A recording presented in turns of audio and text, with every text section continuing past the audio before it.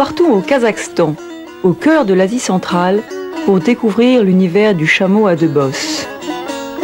Le Kazakhstan, grand comme 5 fois la France, s'étend de la mer Caspienne à la Chine. Nous partons sur les traces de la route de la soie, cet itinéraire commercial qui reliait la Chine à l'Occident dès le 1er siècle avant Jésus-Christ jusqu'à la fin du 15e siècle. L'Asie centrale était au cœur de ce réseau d'échanges commercial, mais aussi intellectuel et religieux. Les caravanes transportaient aussi les marchandises les plus diverses, comme la porcelaine, le papier, l'ambre, le thé, les épices. Je pense que tout va bien se passer. Il y a beaucoup d'essence? Beaucoup d'essence, bien assez. Des vivres? Des vivres. Sac de couchage, tente? Des tentes. Et il y aura beaucoup de chameaux, comme vous le pensez.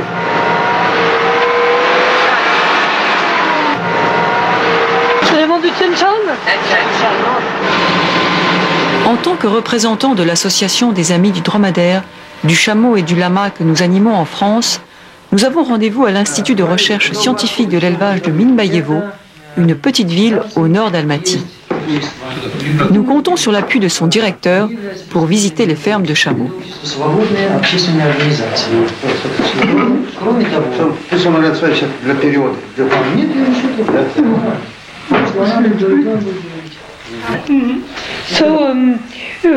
Nous souhaiterions présenter aux membres de l'association Camélomane, dont nous faisons partie, l'élevage du chameau et toutes les activités autour du chameau, comme la collecte du lait, la tonte du poil.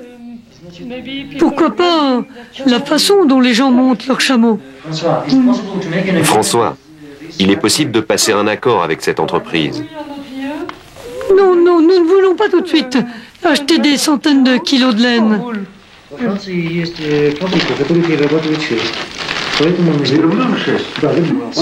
Le directeur voit en nous de potentiels acheteurs de poils de chameau. Il préfère traiter directement avec nous. Et pour ne pas perdre le marché, il nous empêche de rencontrer les éleveurs sur le terrain, faisant valoir la nécessité d'une autorisation ministérielle.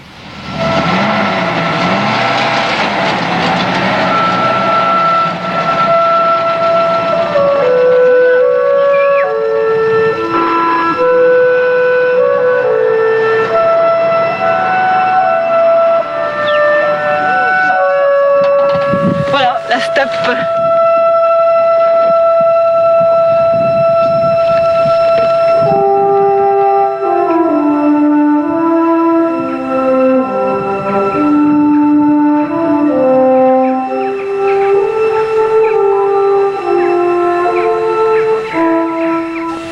Et alors qu'est-ce qui se passe maintenant? Où sont les chameaux? On est bloqué. On vient de rencontrer le responsable de l'agriculture et il faut une autorisation pour aller voir la ferme des chameaux. Donc nous attendons. Il faut attendre. C'est un mot très important. Il faut toujours attendre. J'attends. Tu attends. Il attend. Nous attendons. Vous attendez. Ils attendent.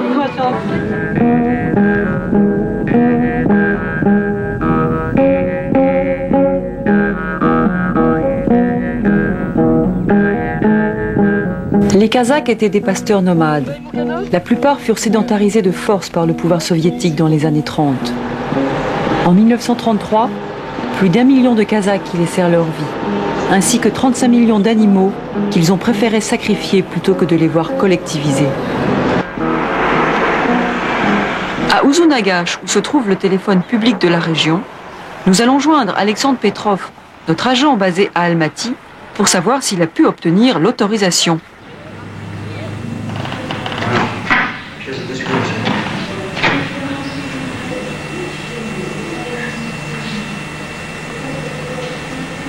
Понятно.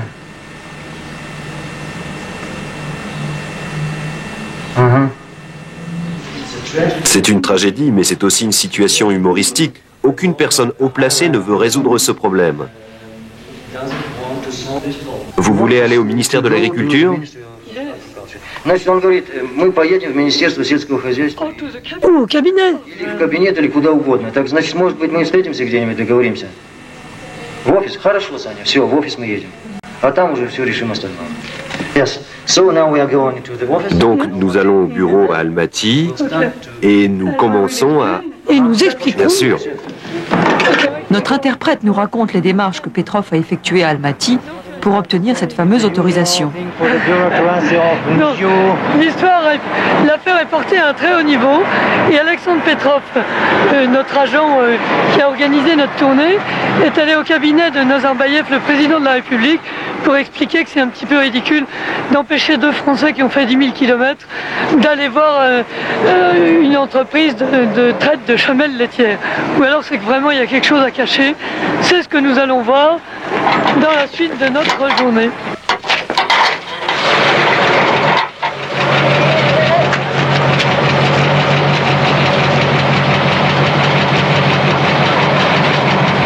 François rêve de chameaux.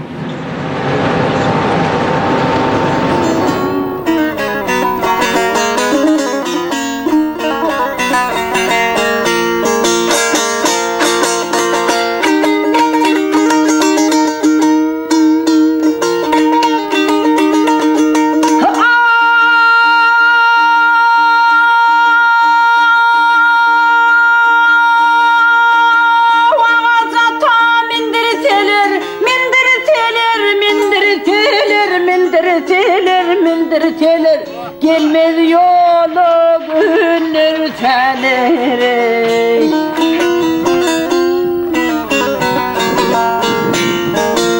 Sol var yan yarın dikilir arkadan, solda dönmenim kendine, arkadan dönmenim kendine. Давай.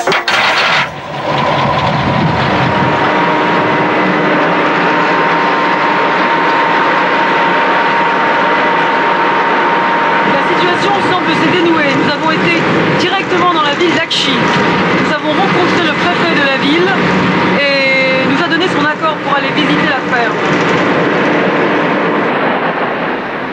Une steppe d'herbes rases recouvre les 9/10 du Kazakhstan.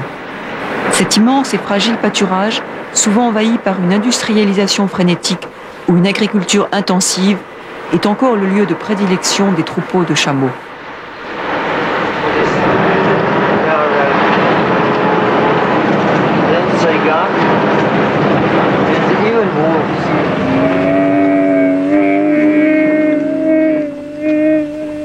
Nous arrivons enfin dans une des 5 fermes du Sovkhoz d'Achissu, une ancienne exploitation d'État sur le modèle soviétique. Mira, sa famille et une équipe de 5 employés ont la charge d'un troupeau de 250 chamelles et chameaux. Voici les chameaux à 2 bosses, appelés scientifiquement chameaux de Bactriane, du nom de l'ancien Afghanistan.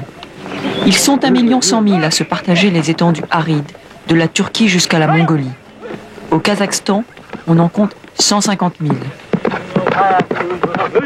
Pendant plus de 2000 ans, jusqu'au milieu du 19e siècle, les Kazakhs fournissaient des chameaux pour les caravanes qui sillonnaient la steppe entre la Russie et les grands marchés de Samarcande, de Boukhara et du Turkestan chinois. Ils louaient leurs bêtes aux commerçants, servaient de guides et assuraient la sécurité des convois. Aujourd'hui, le chameau reste un élément essentiel à la survie des Kazakhs. Il leur fournit lait, laine, viande, cuir et même crottin, souvent utilisés comme combustible.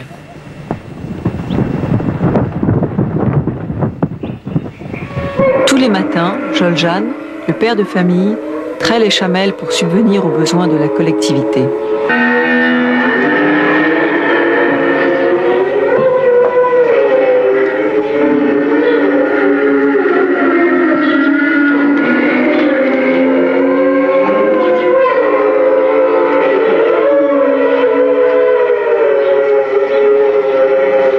Une injection d'hormones d'origine animale est nécessaire pour déclencher l'afflux du lait en l'absence du chamion. Une chamelle donne chaque jour de 2 à 6 litres de lait, mais le berger n'en prélève que la moitié pour laisser sa part aux petits.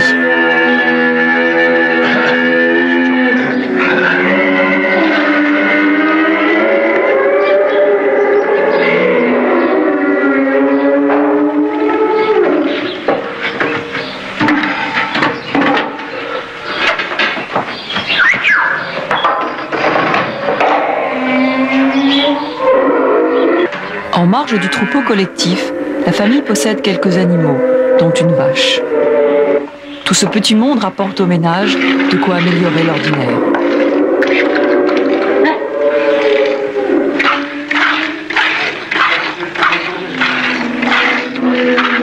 Du printemps à la fin de l'automne, la famille de Mira et Joljan vit à la ferme d'Achissou. L'hiver, quand la température avoisine les moins 25 degrés, seuls les hommes restent à la ferme pour s'occuper du troupeau. Femmes et enfants retournent à Uzunagash, une petite ville à 100 km de là.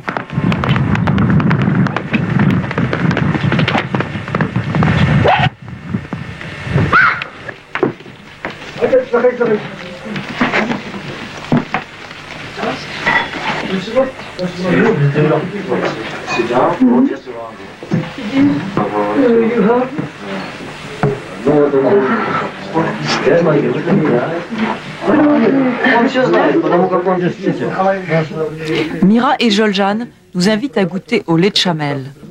C'est un aliment très nourrissant et riche en vitamine C. Il permet aux Kazakhs d'équilibrer leur alimentation pauvre en fruits et en légumes verts. Le lait de chamel se consomme frais ou fermenté. C'est le choubat, particulièrement savoureux, mais qu'il faut consommer avec modération en raison de son pouvoir laxatif.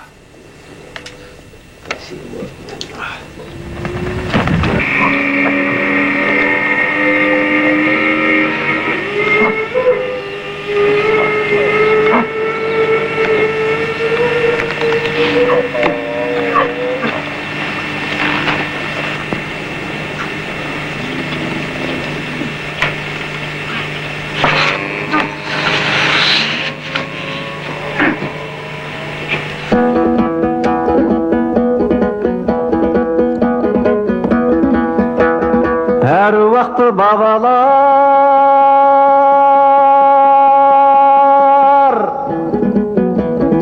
Atalar qayda ölmес ay Ақ süt emip ösürtken Analar qayda ölmес ay Ömrüdün мәні болармай Біреу өліп, біреу келмес ay Ақ бата қабыл болармай Өткен ата баба аналар де ойлап жүрмес ай Ақ бата қабыл болармай Өткен ата баба аналарға дұға қып жүрмес ай Халыққа дінді таратқан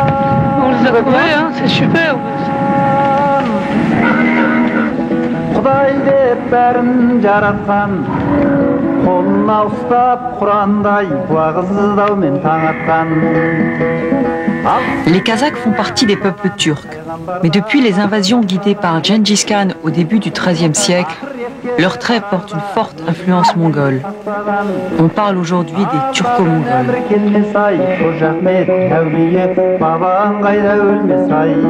À la ferme d'Achissou, la tonte des chameaux commence fin avril, quand leur épaisse fourrure se détache d'elle-même.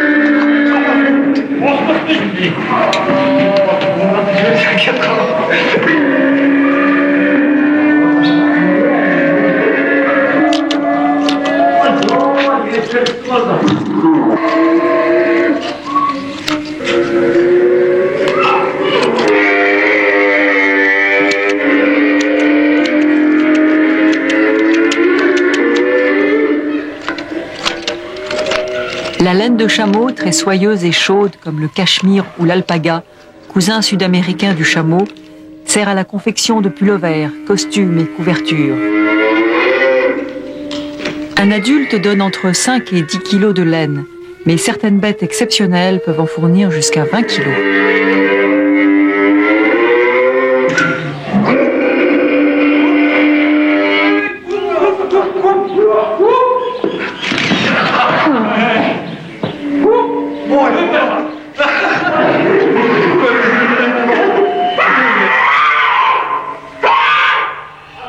aux adultes, le jeune de 2 ans est pris de panique quand on l'attrape au lasso pour la première fois.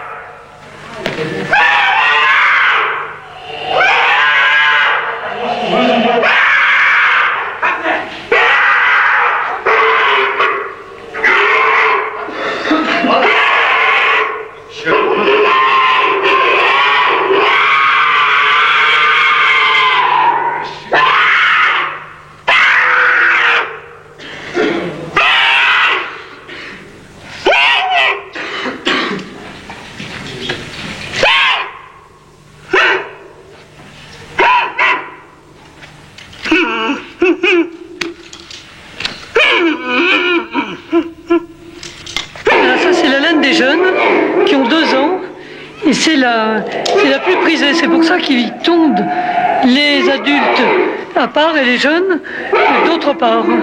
Et elle est beaucoup plus douce et il y a beaucoup moins de jarre. Le jarre, c'est ces gros poils qui fait que quand on n'enlève pas les jarres, on a de la laine qui gratte. Des pulls qui grattent ou des chaussettes qui grattent. Et en enlevant le jarre, on perd à peu près 2/3 du poids de laine, mais c'est la seule solution pour avoir une laine douce comme ça, soyeuse. On se rend compte qu'il y a du jarre qu'on passe près de sa joue et que ça pique. Comme ça qu'on voit qu'un pull a du jarre, on n'en a pas. Une fois tondu, le jeune est marqué au fer rouge afin d'être identifié.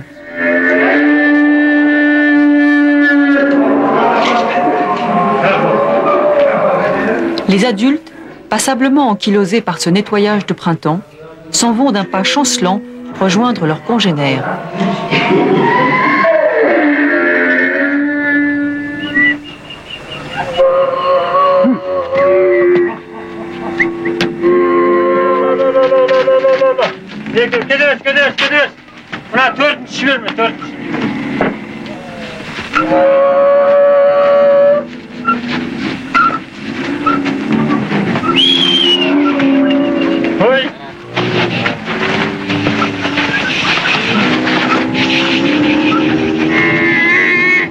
Incommodés par le contact du vent sur leur peau à nu, les chamelles vont blatérer jusqu'à la nuit.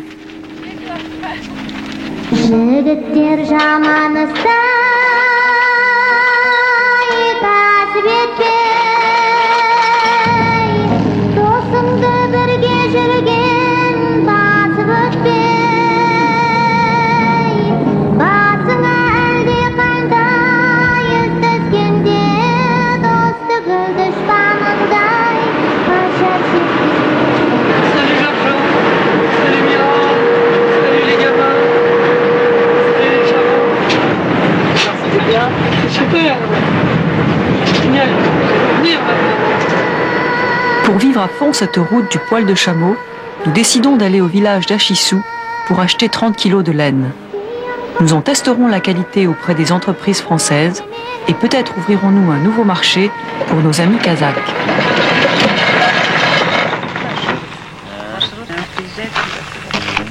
Le passage par le service vétérinaire est indispensable pour transporter le poil de chameau hors du Kazakhstan.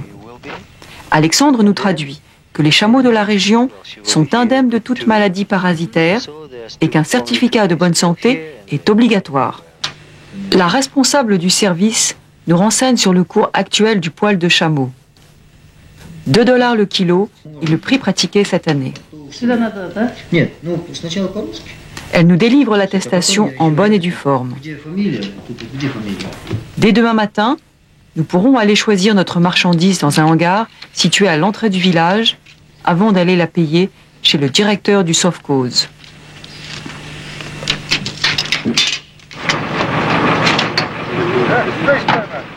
Pendant que notre chauffeur fait le plein d'essence, nous faisons le plein de cigarettes à un petit étalage comme on en trouve partout dans le pays. Il y a une Kazakhstan.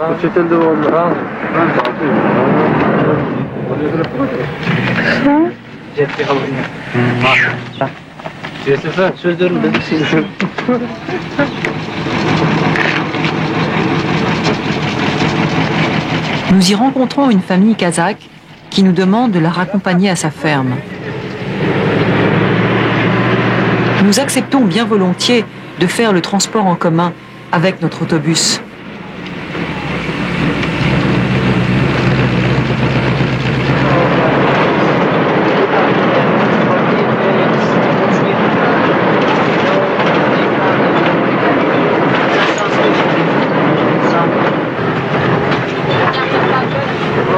Notre élevage de dromadaires en France suscite un vif intérêt. Mais cette tunique bosse les laisse sceptiques. Ils se demandent bien où l'on peut s'asseoir. C'est mieux d'avoir deux bosses plutôt qu'une.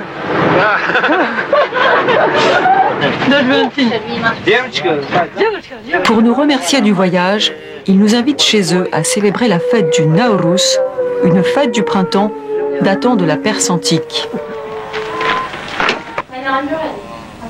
Pendant 3 jours, comme dans toutes les maisons de la région, la table reste garnie de pains aux formes les plus variées. Il est de bon ton de se servir modérément pour en laisser aux convives suivants. Il sera donc inutile de tout engloutir pour flatter les talents culinaires de la maîtresse de maison.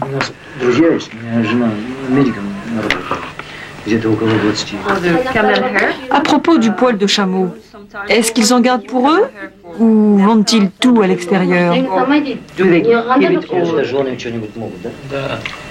Oui, bien sûr, ils en gardent une partie pour eux. Comme ça, leurs femmes peuvent tricoter des pulls, des chaussettes. Носки только для мужчин делают, а для женщин нельзя. А почему? Когда верблюжий говорит. А то верблюдом станет. Нет, нельзя, нельзя. She says that the Elle me dit que les chaussettes sont réservées aux hommes. Il est interdit de faire des chaussettes pour les femmes. For the woman. Если женщина носки, ГАМАЗ, чему делать, его жизненным чему слушать. Donc, traditionnellement, ils considèrent que le chameau est au premier rang et que la femme est légèrement inférieure. Aussi, elle n'a pas le droit de porter de vêtements en poil de chameau en dessous de la ceinture. Il leur est possible de faire des pulls et de les porter, mais pas des chaussettes. Это еще не готовое же, да? Нет, нет.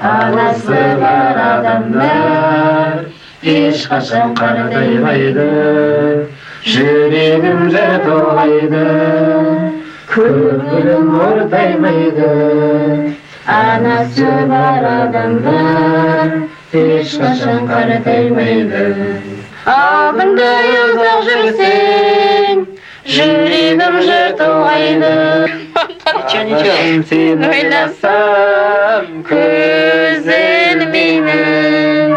Анашым шалқып күлсең, алдымда ұзақ жүрсең, жүрегім жыртылғайды, көңілім ортаймайды. Le moment de découvrir la marchandise est arrivé.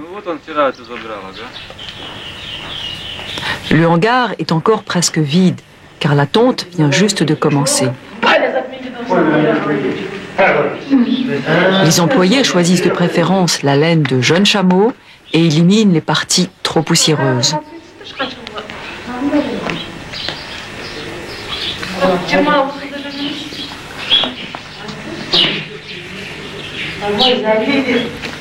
On nous permet d'embarquer nos 30 kilos de laine avant d'aller régler la facture.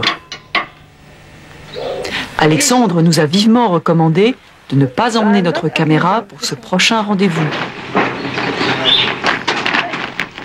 Ce kilo, il ne sont pas encore rentrés dans le sac. Le poil de chameau, il y en a partout. On va en manger. Bon, so I have 3 arms. Je peux peut-être vous aider. Non merci, je dois m'entraîner pour l'aéroport.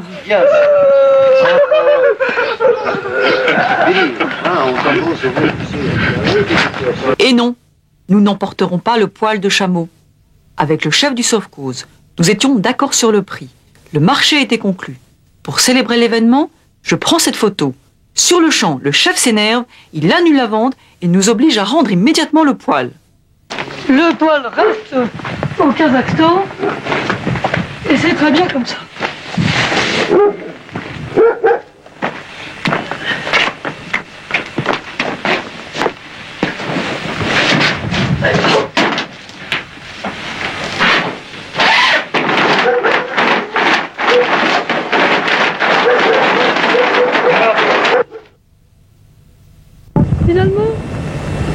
crois que j'ai trouvé ma vraie nature, plane. Le bourricot. Ciao.